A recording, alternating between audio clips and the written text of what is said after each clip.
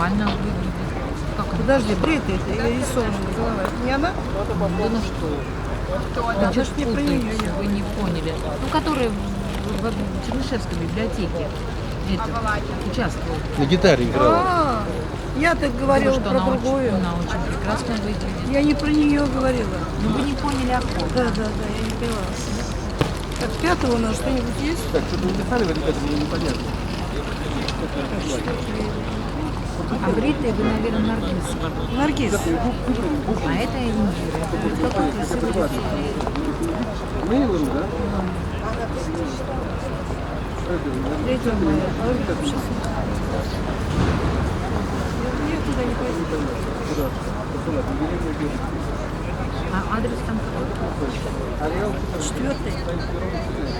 Вишняковский проезд, 1 дробь 1. Ну, от метро как выйдешь?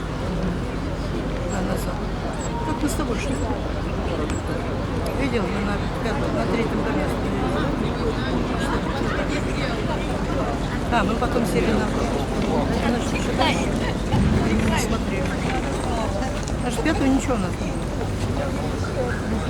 5-го ничего не будет, никаких? Вы скажете, закажем будет.